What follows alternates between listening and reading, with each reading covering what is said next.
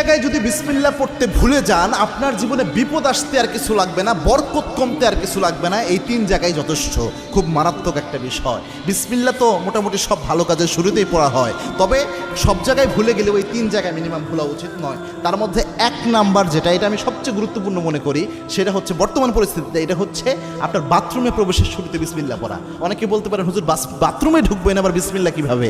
বাথরুমের শুরুতে তো আমরা আল্লাহুম্মা ইন্নী আউযু বিকা মিনাল খুবসি ওয়াল খাবাইস পড়ি, এটা না আমরা পড়ি। হ্যাঁ, এটার ব্যাপারে আল্লাহর হাবিব সাল্লাল্লাহু আলাইহি ওয়াসাল্লাম জানিয়েছেন।